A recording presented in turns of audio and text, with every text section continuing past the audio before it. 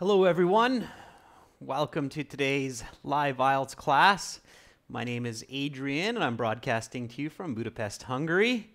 This is a members chat only class. We include these for our members where they can request classes, get access to our materials, and we'll be adding some new perks as well, like access to our private video list.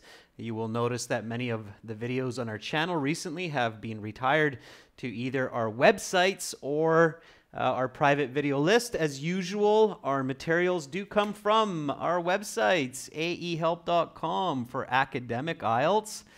And if you're studying for general IELTS, please check us out at ieltshelp.com, where we have lots and lots of videos for you, over 100 hours of video lessons professionally recorded, 6 full practice exams, an interactive course with strategies and skills to improve those band scores the next time you sit the IELTS. Hi, Jeffrey. Hi, Gary Brar. Hi, Manisha. Good to see you in class. Hi, Naveen. I'm doing great. Thank you for asking. I hope all of you are doing well also. All right. So, again, we have our apps up now on Google Play and iTunes, so you can search for our logo, search for Academic IELTS Help. You can download the app. There are some materials there for free to practice your listening, reading on the fly, as well as some of the videos from the channel that you can watch through the app. So definitely check that out. And if you like it, there's also some additional purchases that you can make in the app to further enhance your studies. So today we are looking at punctuation. Specifically, we're looking at the notorious comma. And definitely a lot of students need to do a little bit of work on understanding how to use commas in the English language. Now, something important about that, I think there are a lot of people out there who feel that commas are not so important to understand how to use them, but they are exceptionally important. So you do need to pay attention to that. And if you're going for band 6.57 or higher, then you definitely must have a good understanding of how commas work in the English language, in the written language, as they have a huge impact on the quality of writing and the way you express yourself. So definitely spend time learning comma use if you're sitting the IELTS and you're going for those band scores. We're going to use a task 2 question to give an example of how to use commas effectively in your writing. So let's just read this for now, and then we'll look at some comma rules. So task 2, write about the following topic. The air we breathe has a major impact on our health and the environment. However, the air pollution is constantly growing and at current levels can be fought only globally. That is to say, individual efforts to improve air will not give any results, and it is solely the responsibility of our governments to reduce air pollution. Do you agree or disagree? So we'll take a peek at that in a little bit. Before we go to that question, let's just practice and understand a little bit more about commas. So lots of members watching, that's great. If you have any questions at any time, definitely ask me. I will respond as best as I can.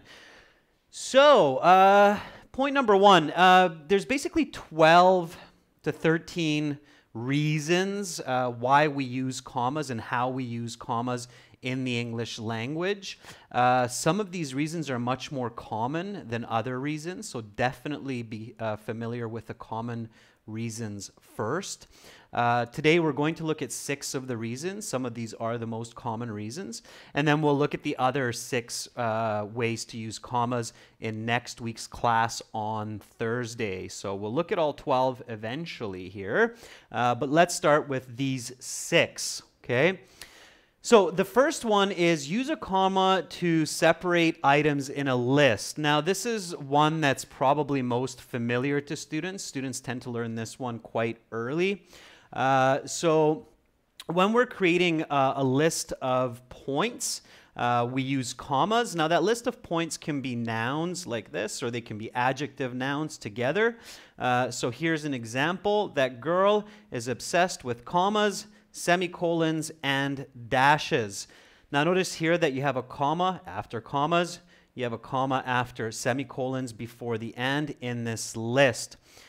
There are a lot of exceptions to the rules of comma use, but when you're starting out learning the English language and you haven't reached a very high level, and I mean band 9 on the IELTS, don't worry about the exceptions of comma use. So don't worry about the very tricky intricacies of comma use. Just focus on the standard rules, okay? So here you could say commas, comma, semicolons, comma. You could add another word in here, periods, comma, and dashes.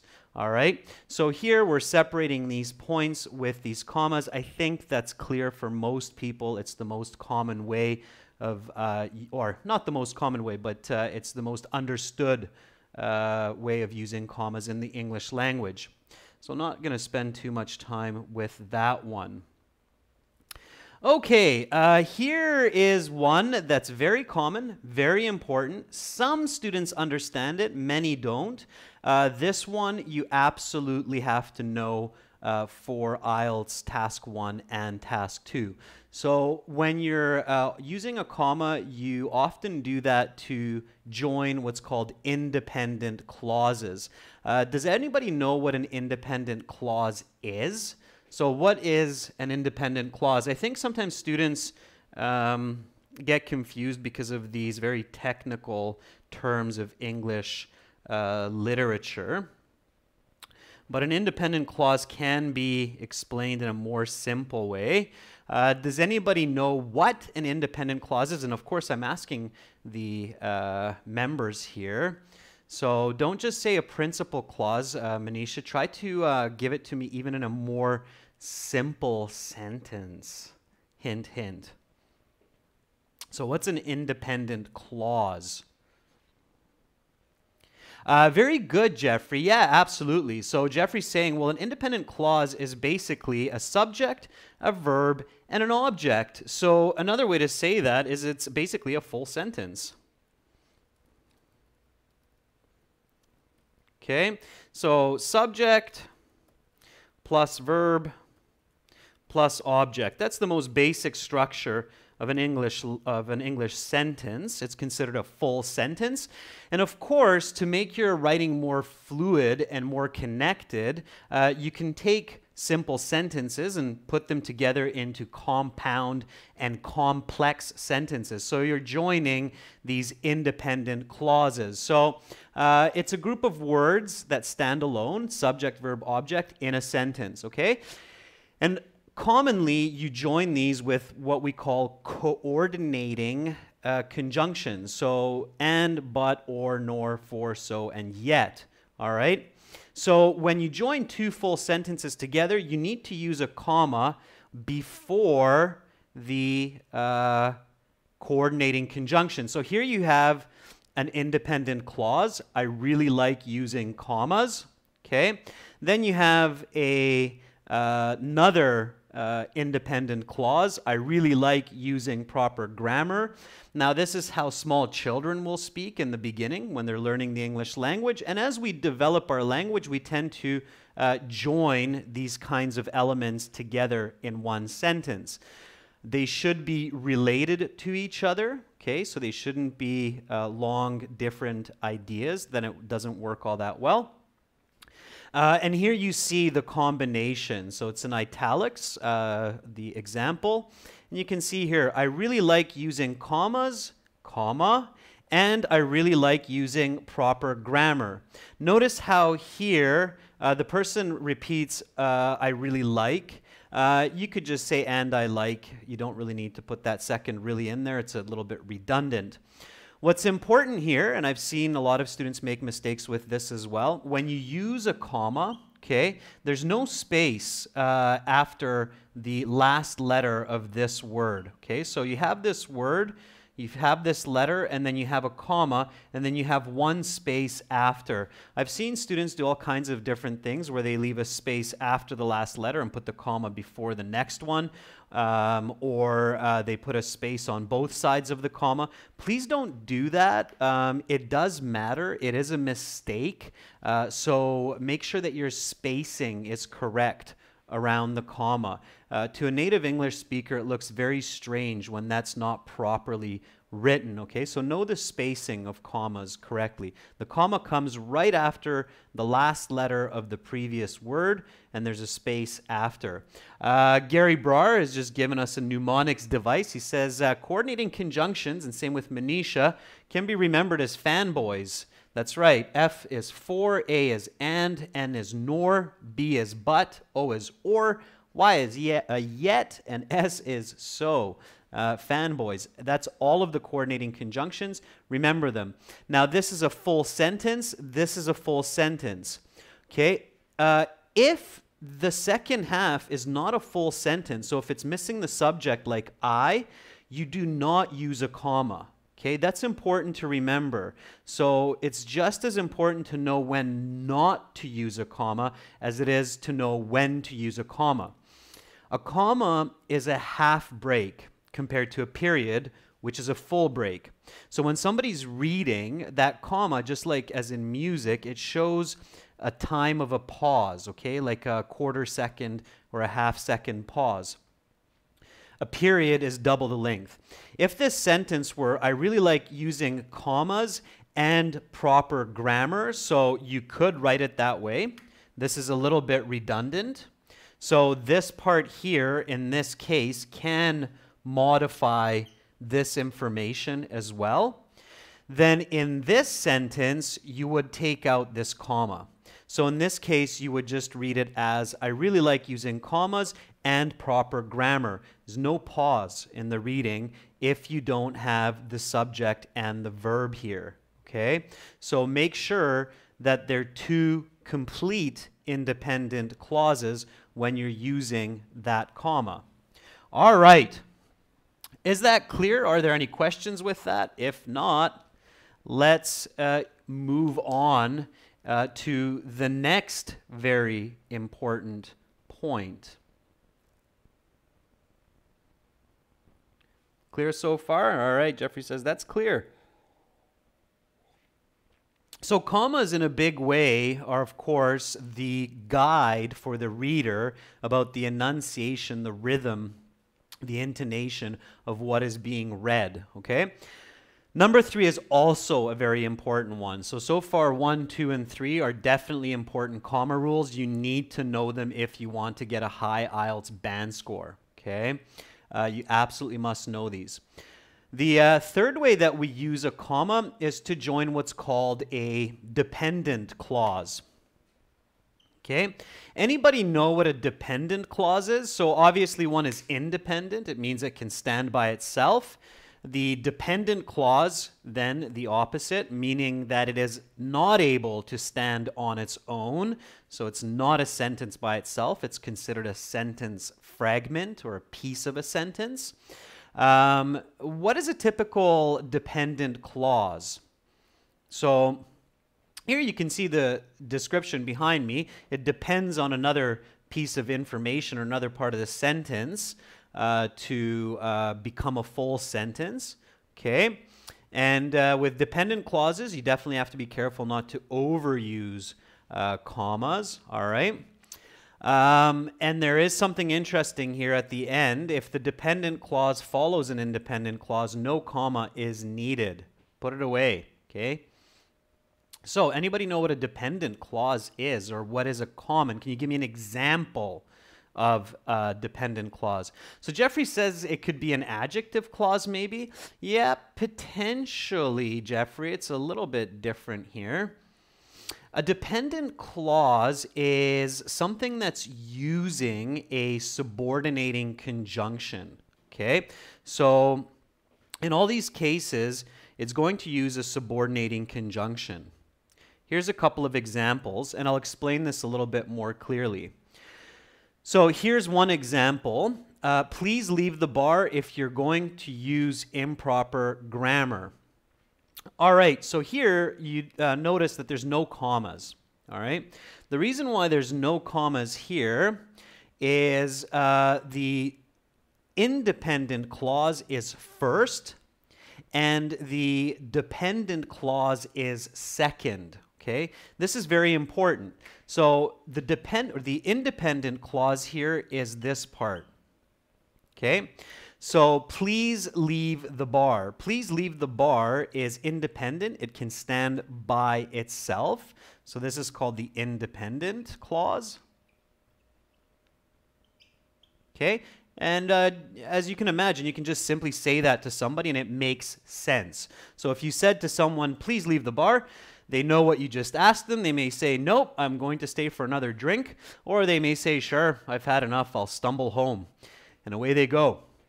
However, the second part here is what is known as the dependent clause.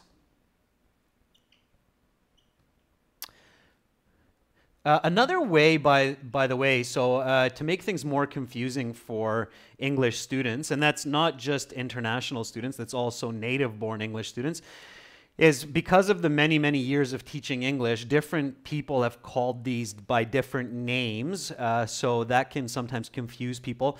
Another way that students often hear this independent clause is they'll hear it as the main clause, okay? So sometimes if your student says main clause, they're basically saying the same thing. It's a synonym for independent clause. If your teacher's saying subordinating clause, it's kind of a nice way. A subordinate is someone who works for somebody else. It also means they depend on them.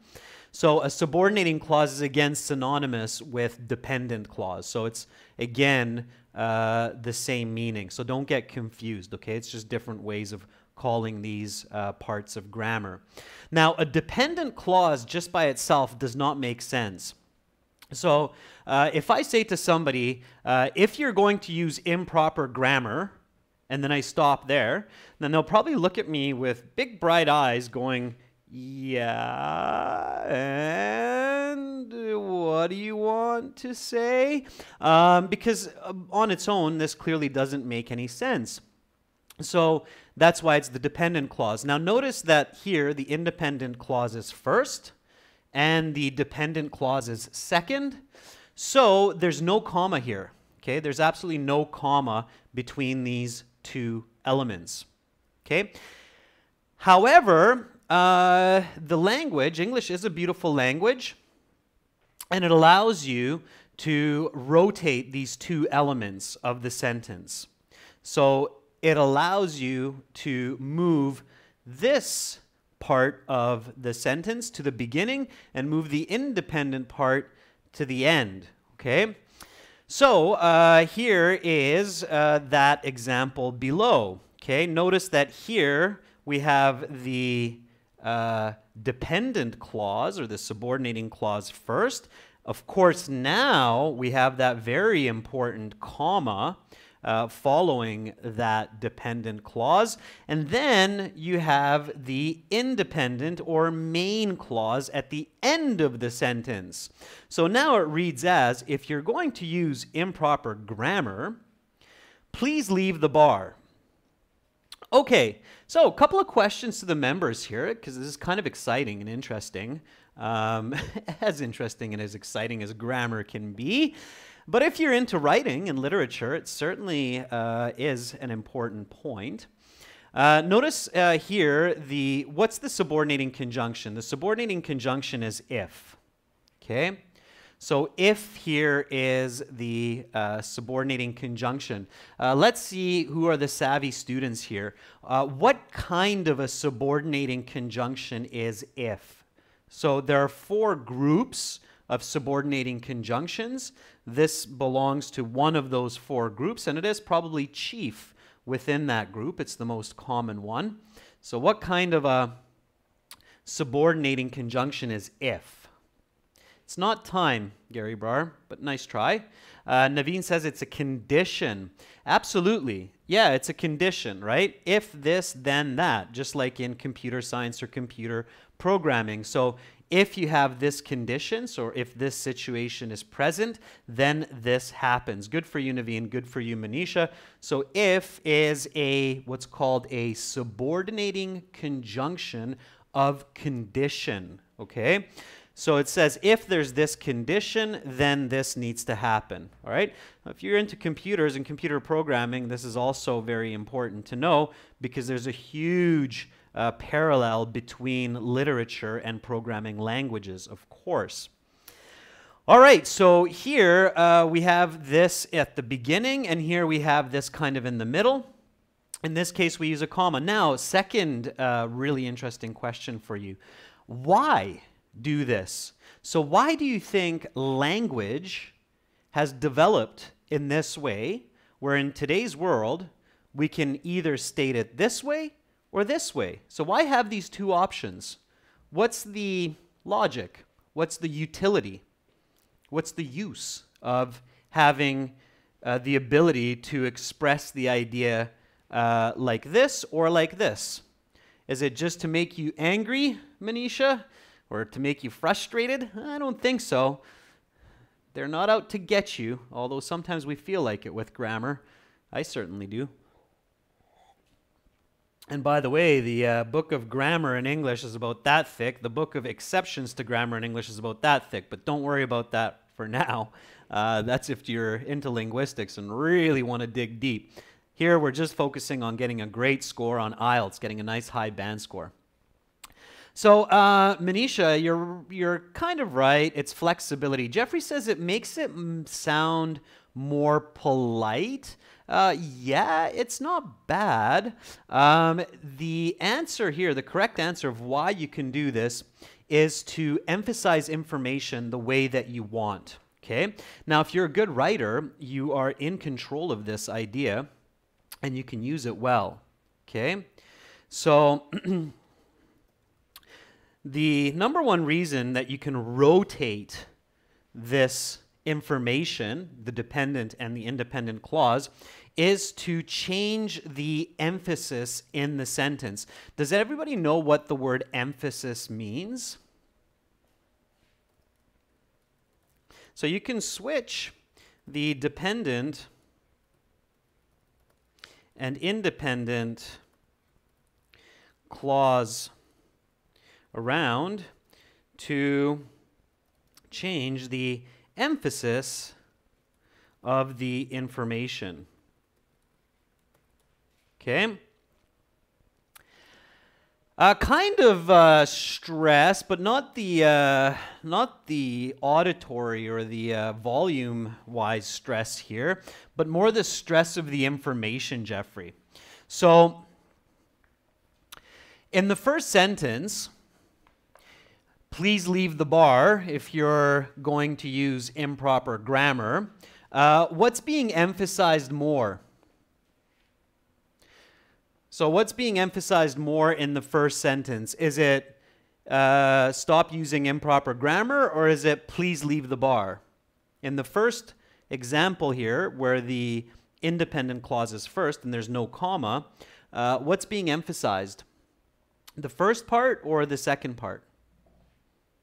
If you don't know, guess. You got a 50-50 chance of getting it right.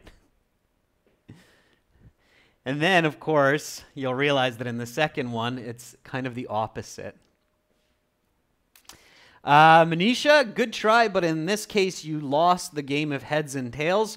The stress here is please leave the bar, okay? Usually in speech and in information, we emphasize what we say first, okay? So here, if I say to somebody, please leave the bar, that's the first piece of information that they hear or that they read. So that's what's being emphasized for them. And then if you're going to use improper grammar. And then here in the second one, it's the grammar. So I'm emphasizing that, hey, you're doing something wrong with the grammar. If you continue to do that, please leave the bar. So here the stress is on if you're going to use improper grammar, and here the stress is on please leave the bar.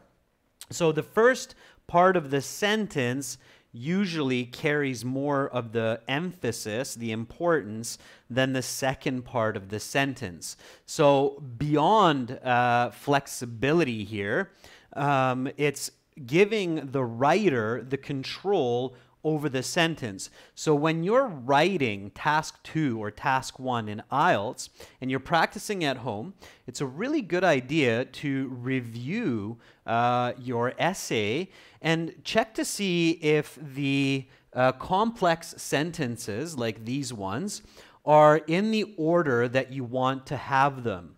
Okay, so if you're looking at a bar graph that's discussing populations, let's say you write, while the population of China is increasing, the population of India is decreasing. Okay, so here I'm talking about the interesting idea of the increasing population of China, putting the emphasis there, and then connecting the idea of India decreasing. If I reverse that, I might want to say, wait a second, I want to put the emphasis on India here and not China. So then I would say India's population is decreasing while China's is increasing. So that way I realize that, okay, here I'm focusing more on describing the population trend of India. So I'm going to make sure that India is emphasized earlier in the sentence. Does that make sense? I know I'm going into a little bit of complex detail here, but does it make sense? Naveen, don't worry about whether or not that's true right now. The importance here is on the grammar, okay? So, exactly, Jeffrey, that would be a good example there as well. So, hopefully that makes sense. Now, again, I encourage you at home when you're reviewing your essays to look at what you're emphasizing, see how you're writing your phrases. So, again, control the emphasis. All right, hopefully that's clear. We'll be practicing that anyway. Let's have a look at number 4 here. So number 4 is use a comma following an introductory word group. This is, again, very important for IELTS. I think a lot of students are fairly good with this, but it is important to pay attention to and make sure you don't miss it. So oftentimes we'll start a sentence with a group of words to indicate the order of the information, to indicate the time of the information, to indicate an example, or to indicate an attitude, okay, a feeling. I'll give you some examples here so that makes sense. So some sentences open with a group of words, and a comma very frequently will follow this. Okay, again, the commas help to emphasize that first element in the sentence. So here you see, for example, comma, I need to use a comma when leading in with an example or time expression. Okay, so commas will follow this word or group of words which lead into the idea. Can you give me some examples of this, members? So can you give me some other situations or other sentence examples where you have this kind of leading group of words that require a comma? So Naveen, Gary, Manisha, Jeffrey, give me a sentence. Use, of course, something different than for example. So don't use examples, use something else. And clearly, and I'm sure many of you right now are realizing, oh yeah, wait a second, in task 2 and task 1, there's definitely a few places where I need to do that. So Gary Brar says, however, first and foremost to commence with, for example, such as, yeah, Gary Brar, instead of giving me all those words, make sure just to give me one example so that it's clear. However is a common one. So when we want to show an opposite, it's kind of like a standalone dependent clause. So, however, there are people who really like the taste of eggplants.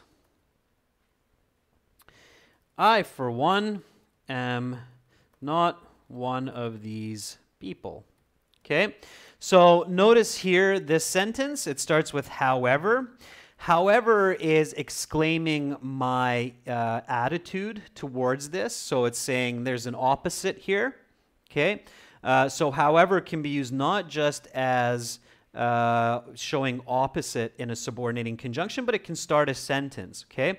Another one could be addition, like therefore. When therefore starts a sentence, you need to have a comma. So therefore, people really enjoy watching this type of movie. Okay, so that would be another example. A good one to pay attention to are time expressions. Let's see who's got some more. Yeah, Jeffrey, that's very good. It's kind of similar to however. On the other hand, it's a group of words, which similarly means however. On the other hand, the elder generation are becoming more and more open-minded. Very good. Gary Brar, great example. That's a listing there. So firstly, we have to learn how to use a comma in the writing section before we can get a good score. That's an incomplete sentence, okay? No, sorry, Gary, that's correct. The sentence is fine. My bad. You're good. All right. Now, another one that's common is time expressions, okay? So, before the sun set, I had a chance to catch one more fish from the river. Okay, now notice here that again, it's a group of words that leads in this sentence. It's kind of a subordinating conjunction, but it is a time period here. So any sentence that has a time expression, it could be something as simple in 1950. Right? So in 1950, a man made an interesting discovery. Okay, so there's another example of leading in with a time expression. So here it's a word and a number, and it's followed by a comma. Now, do pay attention that this is different from saying a man made an interesting discovery in 1950. Okay, get you back on screen there, but you probably caught that just before the camera turned off that I did not use a comma when the time expression is at the end of a sentence. Okay, so here, when the time expression comes at the end of the sentence, there's no comma. So again, just as important to know when there is a comma, you should know when there is no comma. If you put a comma there, it reads awkward, okay? A man made an interesting discovery in 1950 is weird. It's weird spacing for rhythm, okay? So no comma when it's at the end, comma when it's at the beginning. Other examples are like of course. So if you start a sentence with of course, or interestingly, or as Jeffrey's saying, in 2017, AE Help started offering live classes, okay? That's good too. Having listened to music, Gary Brar, it's a little bit different, a little bit of a different comma rule. Okay, we'll get there as well. Very, very quickly here. Number 5, use a comma to interrupt a sentence or to provide additional information. This is, again, common, and it's very, very good to use in IELTS. So when you add information into a sentence, and this is, Jeffrey, where you're thinking of those adjective clauses, that's where you need to use commas, not just one comma, but commas. And this is one that a lot of students make mistakes with. They forget one or both commas. So we'll look at that. Naveen, that's a good example as well. So petrol certainly increased in price in India in 2018. Okay, so any phrases that interrupt a sentence and is not grammatically tied to the sentence, that's the key there, it's not grammatically tied to the sentence, should be set off or offset by commas. For example, in the case of non-restrictive clause, which provides information that is not essential to the sentence's meaning, commas should be included. And it's kind of a funny one here because you'll notice that this sentence, starting here, is already using these comma rules. Starts with for example. There's a comma there, right? And then in the case of non-restrictive clause, don't worry about the meaning of that for now. Notice that there's a comma here. And then the writer adds a piece of information which provides information that is not essential to the sentence's meaning. This tells me that this part here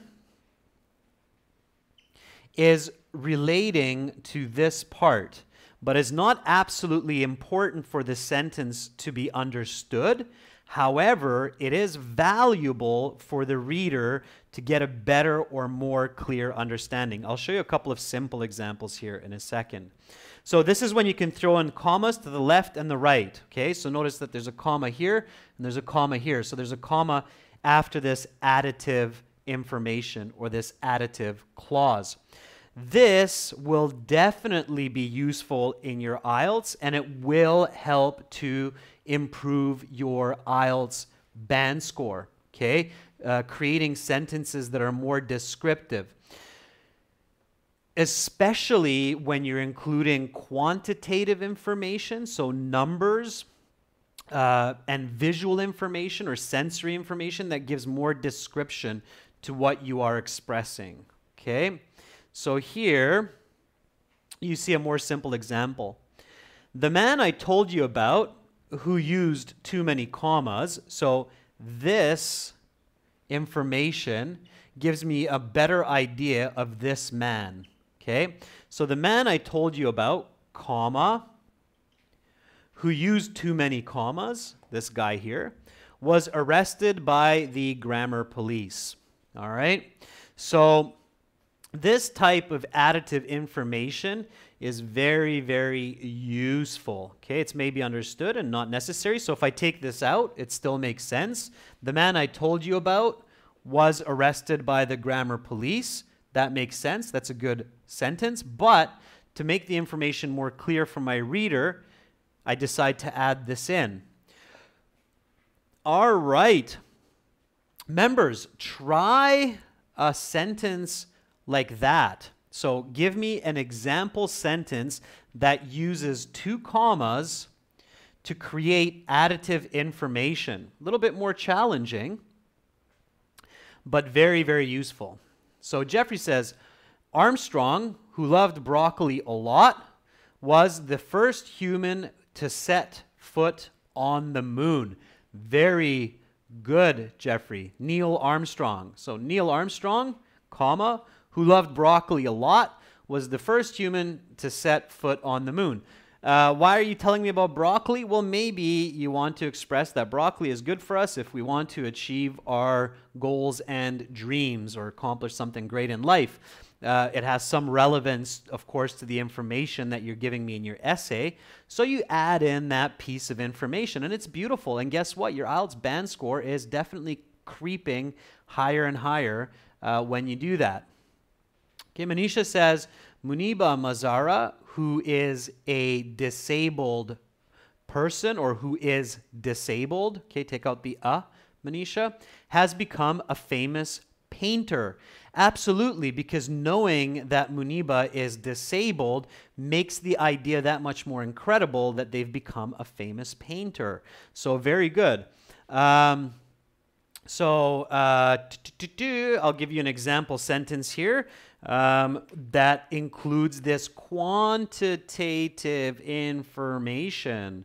Here you go. Remember, quantitative information is very well used in this way. So Michael Jordan, who has won 5 NBA championships, is considered to be the greatest basketball player of all time. Okay? So, Michael Jordan, comma, who has won 5 NBA championships. Of course, notice that quantitative information, you can count the number of championships that he's won, is considered to be the greatest basketball player of all time. So if I just write Michael Jordan is considered to be the greatest basketball player of all time, that's great, but right away I'm giving a definition of why he is the greatest basketball player of all time, and I'm including that with that comma, okay? So that works really well that way. All right. Let's have a look at the last one for today. So use a comma when you have a direct or with direct quotations. So here's a direct quotation. Whenever a direct quotation is used, you should find commas. Okay, so here's your example. Direct quotes, of course, use the quotation marks. So here's the quotation marks here. All right, and then notice that there is a comma here inside before the quotation mark. So this tells the reader that what I'm saying here is exactly what the person told me, and I use a comma to give a small break before continuing with my own words, which are here. So I wouldn't want to mess with that editor, said one reader to another. Okay. Again, it's a very strict comma rule. If it's not there, it is a mistake. There's a little bit of a difference with this in British and American rules. So in the US, they tend to put the comma inside of the quotation. In British English, they'll put it on the outside.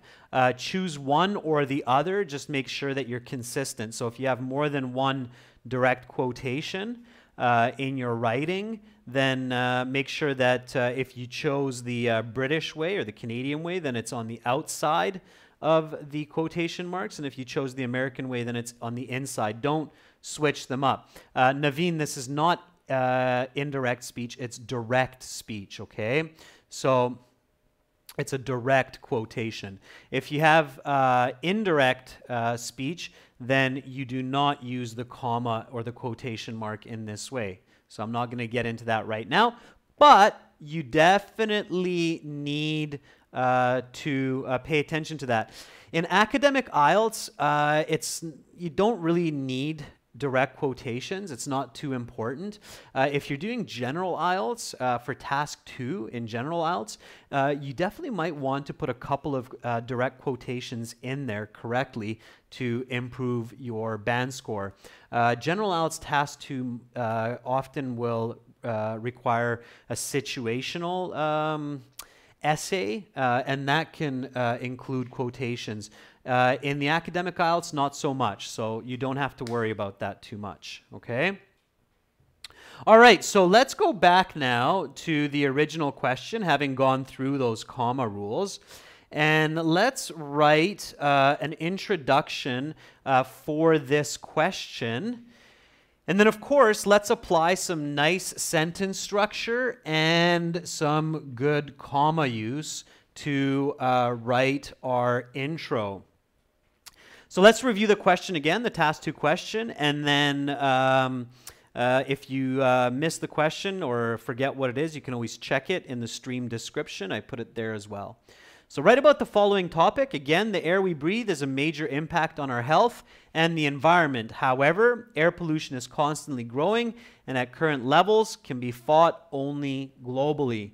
That is to say, comma, individual efforts to improve air will not give any results, and it is solely the responsibility of our governments to reduce air pollution. Do you agree or disagree? And even in this question, you can notice the use of commas, right?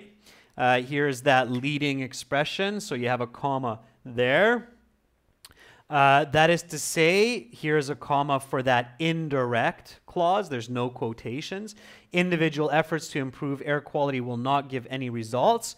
Here's another comma. That one's being used because we're joining another independent clause with and, right? So pay attention to commas and how they're used in your reading as well, okay?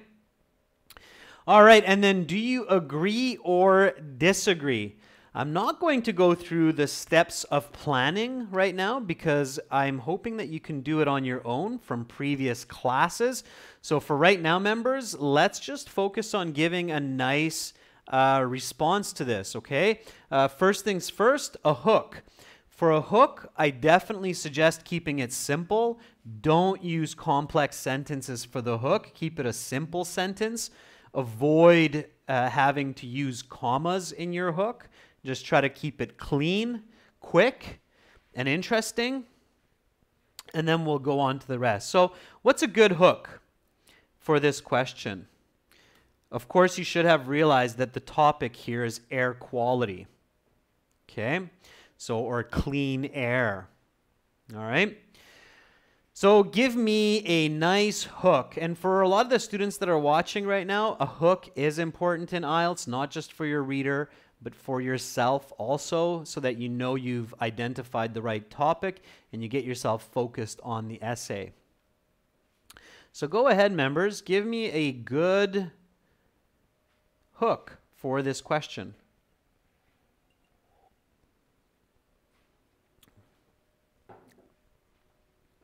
Okay, while you're thinking about your hook, I'll write one up on my own. This is a completely fresh Task 2 question for me as well. It was submitted by one of our students. Gary, that was good. That was a good one. I was reading it just about, and you pulled back the message, and I thought that was a good hook. I got a quick glance at it, so don't be shy. Naveen says it is the prime responsibility of citizens to keep their environment clean. Naveen, don't lead into a hook with an opinion, okay? Jeffrey says, without air, there will be no life on the planet. Jeffrey, be careful not to state a false hook. There are animals or bacteria that are, what are they called? Anaerobes, I think, which means that they don't need oxygen to breathe. So it's not completely true. Life started on the planet without breathable oxygen. So careful with that. Gary, yeah, that's good. So clean air is essential for humans to breathe or for humans to survive. Yeah, that's a good hook. Here's another one. There are many cities in the world where air quality is so bad that people are getting seriously ill. Okay. Little bit longer and more complex, but it's still not an overly complex sentence. So there are many cities in the world where air quality is so bad that people are getting seriously ill. It's a fact. It's a global fact. Many people know about it. Some cities in China, some cities in the US, some cities in India. The air quality is so bad that, in fact, people are having to go to hospitals with different types of respiratory illnesses. All right. Manisha says, in the 21st century, the earth is being polluted frequently by human activity. Manisha, the problem with that is you're not focusing enough on the topic. You're talking about pollution, and that can be water pollution, or that can be ground pollution as well. You need to be more specific. You need to focus on air quality, okay? So polluted air is what you need to pay attention to, not just pollution in general. It's too global. Okay, focusing on the question. YouTube's telling me that the stream health is having some issues. I don't know if you guys can see me or not, but hopefully it's still okay. All right, and then we write the background. Now this is where you can start to get a little bit more fancy, and you can start including those comma rules, okay? So here, think about the background, so definitions, and think about importance. Okay? With air quality, think about a definition. So what does clean air, what does polluted air mean? What is that? What are we talking about? What are we talking about when we talk about individuals and governments? And think about the importance. Why is it important to talk about the quality of air and try to figure out the answer to this question about who's responsible, governments or people. So give me your definition and give me the importance for this discussion, okay? I'll do the same while you do your own. Try to focus on what you're doing and then look at mine after, not before, okay? So the burning of fossil fuels and use of chemicals has led to not only high amounts of carbon emissions in our air, but also poisonous, but also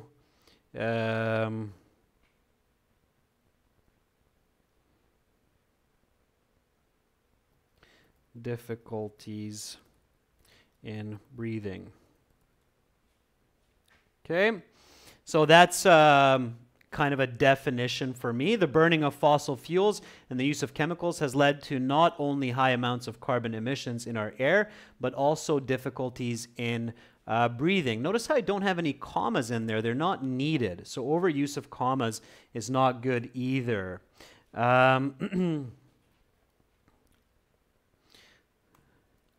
If this situation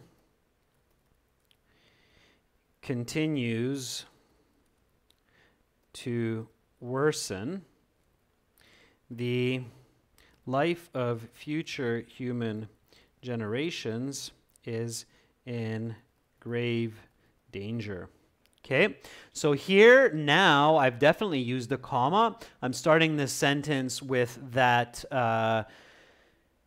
dependent clause of condition. If this situation continues to worsen, the life of future human generations is in grave danger. Or if I want to be even more specific, I can replace the word grave with moral, meaning that it will lead to the death of humans. Okay? So Manisha, in industrial areas, a large number of toxic fumes is released in the air, which causes breathing problems. Good. And there you have a leading expression for a context in industrial areas, and then you used a comma, which is good. Okay, that's a good use of the comma. Naveen says the air, which is free from contaminants and emissions from vehicles and industries, is essential for humans to stay healthy. Naveen, good start. So the first part, the air, comma, that's good, which is free from contaminants and emissions from vehicles and industries. Your second comma should not be after contaminants, Naveen. Your second comma should be after industries. Okay, so it should read the air, which is free from contaminants and emissions from vehicles and industries, is essential for humans to stay healthy. That's the correct comma spacing. So here, which is free from contaminants and emissions from vehicles and industries, is your additive information. It's the information that you've added. You could read your sentence, Naveen, just as the air is essential for humans to stay healthy. So everything that's between the air and is essential for humans to stay healthy needs to be trapped by that comma, okay? Although governments have a role to play to reduce air pollution, that's your dependent clause, I believe individuals are also equally responsible for this challenge, okay? Don't repeat the word air pollution within the same sentence, especially if it's a complex sentence, okay? But otherwise, quite good, and the comma there is used well. Make sure the I is capitalized, I believe, okay? Jeffrey says, in general, good. Now that's a leading expression, in general, right? It's a attitude. In general, large cities have less greenery, hence the quality of air is not as good as in the countryside. If residents keep breathing in polluted air, comma, their health will be greatly affected. Okay, notice the corrections there, Jeffrey, but the comma use is very, very good. All right. Okay, so now that we have, and that's some great sentences, members. So those are some solid sentences. Good job with those. Now, of course, we write our thesis statement. So I'll let you write your thesis statement, and I'll write my own here. Okay, so this is my thesis statement. Come up with your own thesis statement. Start thinking about it. You're very welcome, Naveen. You're very welcome, Jeffrey. Great. By the way, I can definitely see that you're improving in your writing, Naveen. And Jeffrey, same thing. You're always getting better and better. So keep it up. Manisha, same thing. Okay, so the thesis here, this is my thesis. Yours can be different than mine. So although governments have a very important role to solve the problems of air pollution, I believe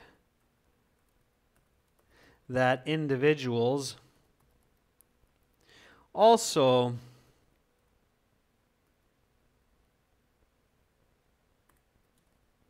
need to play their part because a lot of little goes a long way. Okay, so here's my thesis. Although governments have a very important role to solve the problems of air pollution, I believe that individuals also need to play their part because a lot of little goes a long way. Now notice here, what I've done on purpose is I've used two subordinating conjunctions. So I used one here and I used one here. This one I'm using to show opposition, and this one I'm using to show cause and effect. Okay, now according to this thesis, this here will be my first paragraph and my first point, so my first body paragraph, and this here will be my second one. Okay, so that will be my body paragraph too, and that will be my second point. Now, notice that here I have a comma because here the dependent clause comes before the independent clause. The independent clause is, I believe that individuals also need to play their part. Now here, because a lot of little goes a long way, is again another dependent clause. So this sentence is made up of three elements. It's made up of a dependent clause. It's made up of an independent clause. It starts here. And it's made up of another dependent clause, which starts here. This dependent clause follows this independent clause, so there's no comma here. This dependent clause comes before this independent clause, so I have to have a comma there. Okay, so I hope that makes a lot of sense for you. Okay. All right, let's see those thesis statements, members. Let's see what you've come up with. Again, thesis statements will make an essay, or if they're bad, they will break the essay. Okay?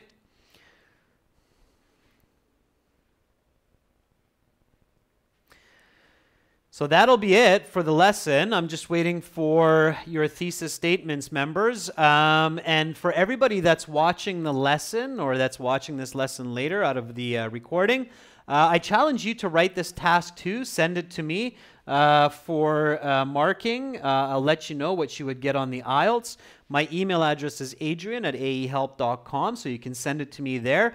And the goal here in this homework exercise is not only to finish body paragraph 1, 2, and the conclusion for this task 2 essay, but here the bigger challenge is to use commas and punctuation correctly in your essay, okay? So if you're a member, in this case, I will give you some feedback on your comma use as well as give you the score, okay?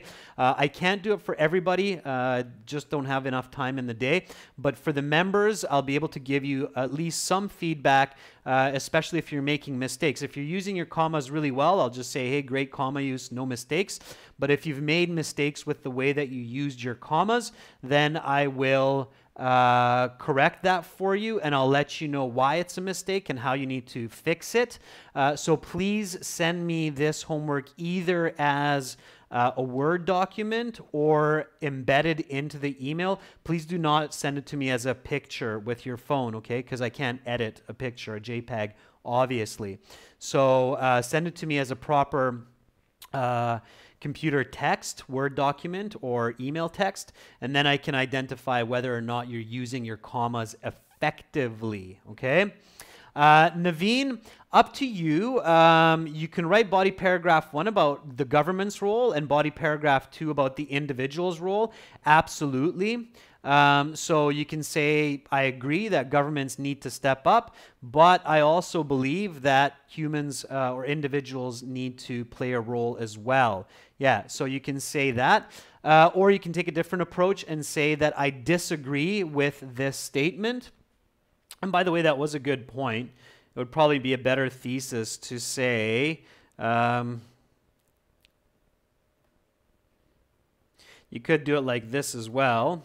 I disagree that only governments are responsible for solving air pollution, since each individual can make a difference in their behavior and example or attitude. Something like that, okay?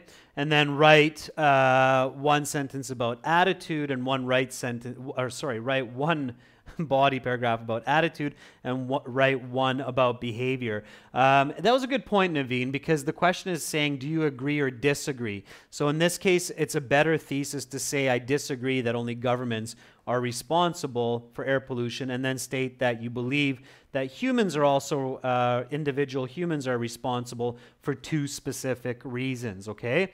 So good question, Naveen. Good correction there on your part. Absolutely. All right, I'll get you back here a little bit. I'm still waiting to see if anybody's going to put a thesis statement up there. If not, then I'll wrap up this lesson and I'll just wait for your homework to give you the feedback, okay?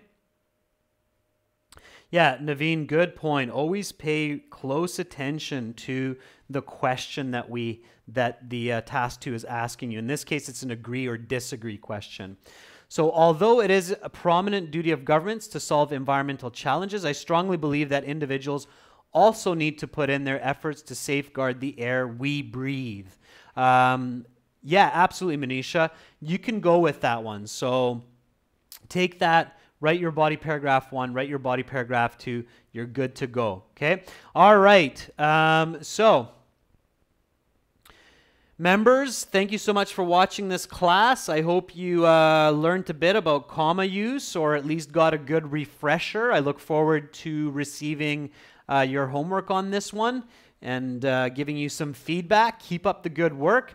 Again, remember, download our apps from the App Store. If you haven't done so, join us on our websites. They will definitely help you to improve your band score if you go through those materials in detail.